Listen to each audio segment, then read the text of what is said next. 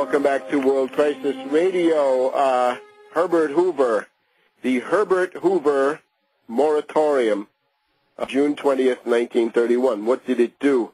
To remove some of the unnecessary historical context, it basically said Germany has financial debts to France and Britain. France and Britain have financial debts to the United States. These are the main countries of the time.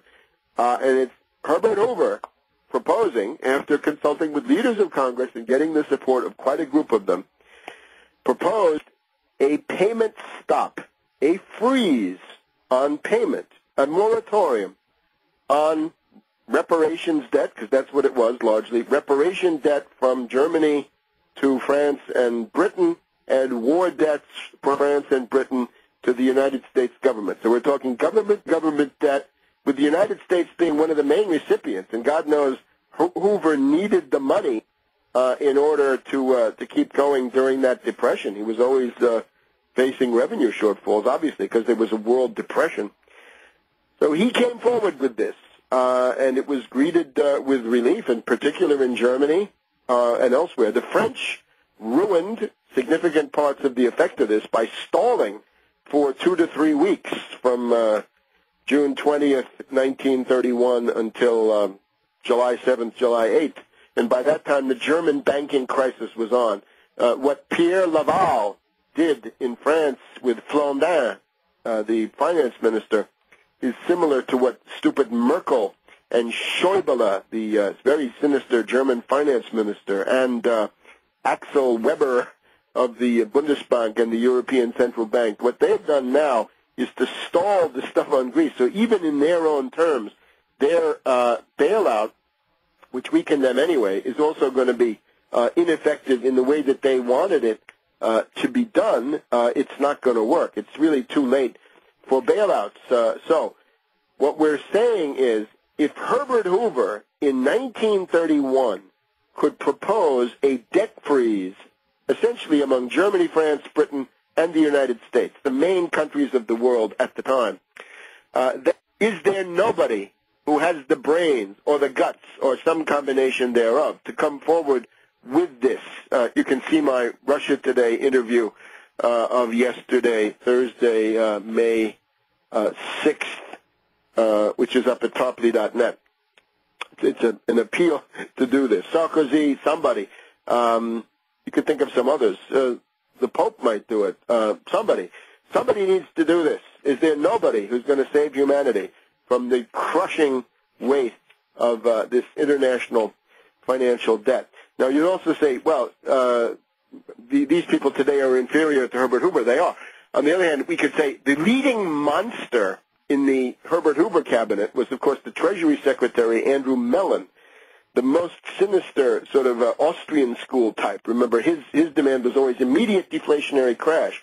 I think this is what Peter Schiff and some others have been reading the works of Andrew Mellon. He was known as a leave-it-alone liquidationist, and his litany was liquidate stocks, liquidate bonds, liquidate labor, liquidate the farmer, liquidate real estate, liquidate it all, and then you'll have a recovery, thanks to the mysterious business cycle. And I was add, too bad if you died in the process. Too bad if a whole generation is destroyed in the process and driven into despair and alcoholism and God knows what.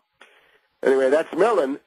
Mellon, when Herbert Hoover brought up the idea of a debt moratorium as the German crisis, the Austrian crisis of the Kreditanstalt of May 1931, 79 years ago this week, as this was getting worse, Herbert Hoover discussed the debt moratorium in the cabinet, and Mellon was against it.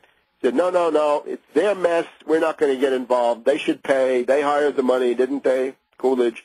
But then he took a trip to Europe, and he went to the British, and the British were already telling him, if we don't do something to stop the fall of Germany, then we're going to have the British pound collapsing in a couple of months, which is exactly what they got. So Andrew Mellon, the biggest monster of them all, the worst guy in the entire Herbert Hoover cabinet and the whole U.S. 1920s, turns out and says, I want this debt freeze for the sake of the British, but still he wants it. He's got the brains to see what's going to happen next. That seems to be lacking for Merkel and Trichet and the rest of these people. And, of course, Henry Stimson, the gray eminence of the U.S. Eastern Anglophile liberal establishment, the ego ideal of Bush the Elder, and so forth. Henry Stimson, the Secretary of State, also supported the moratorium. So we've got Herbert Hoover, Andrew Mellon, Secretary of the Treasury, and Henry Stimson, Secretary of State, all supporting a debt freeze. So if that's possible, then anything is possible. The sky's the limit. The redemptive action, I don't know. Maybe it's the Holy Spirit. Maybe something can be brought in.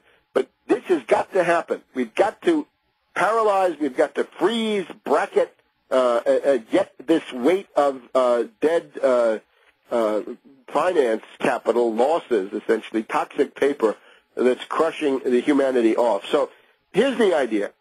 This time around, the Depression is behaving so far like it did the previous time around. And again, I go back to 1931 saying that's the most recent historical parallel to what we have now. We are in 1930, 31, 32, depending on the various things that you want to get out of those times. But that's where we are. So go back and see what Herbert Hoover did and try to do something at least at that level, hopefully better.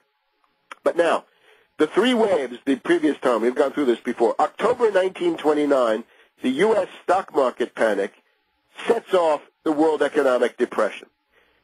But this is then followed by what is forgotten. May through September 1931, the collapse of Europe, the Kreditanstalt of Vienna, Austria, the collapse of the Hungarian banking system, all of Eastern Europe going down. Then the German banks, the Donat Bank is bankrupt, the Dresdner Bank is bankrupt, the Deutsche Bank is also bankrupt. And then that leads to the main event, September 21st, 1931, the disintegration of the British pound. Means the disintegration of the only world monetary system that there was. That then leads to a gold panic. By February 1932, Hoover thinks that the U.S. is about 2 weeks away from defaulting on gold payment. He gets out of that one. But in June of 1932, the banking panic begins. It begins in Chicago. So June 1932, Chicago banks in panic runs. Then in October 1932, it's the Nevada banks after the bankruptcy of the Wingfield Group. The Chicago one is caused by the bankruptcy of the Insull Group. In Halloween 1932, the Nevada banks all shut down. They will not reopen until Franklin D. Roosevelt arrives on the scene with New Deal reforms. And then it goes on from there. And it goes on, in particular, the Michigan banking crisis. The crisis of the Motor City is a tremendous blow to the national psychology. And then by March 6th, March 7th, 1933, every bank has shut down. So the three waves. The stock market panic of 1929, the collapse of Europe, starting with Austria, then Germany, then Britain, May through September 1931, and then growing rather quickly out of that, 4 or 5 months later, we get the crisis coming back to the U.S., and finally the banking panic of late 1933, second half of 1933, 1932 into 1933. This time around, what's it going to be? October 2008, the beginning of an all-out panic with Lehman Brothers, AIG, Merrill Lynch, and the rest of them going down. Right now, a year and a half after that, on the same 1931, the 29 to 31 timetable, it's 08 to 2010, the collapse of Europe. This time it didn't start in Austria, it started in Greece. We're going to see now disintegration of the euro, disintegration of the European Central Bank, disintegration of the British pound. And what's that likely to lead to? The euro-dollar market is going to be the connection, I think, between the collapse of Europe and the collapse of the United States. The third wave this time is probably a panic run on the dollar, a panic run on the Fed, a panic run on all U.S. banks surviving, and a panic run on the International Monetary Fund and the Bank for International Settlements. That's the third wave. At that point, nothing will be left standing. Enact debt moratorium now, ban hedge funds, ban various kinds of derivatives, and we'll see you next week.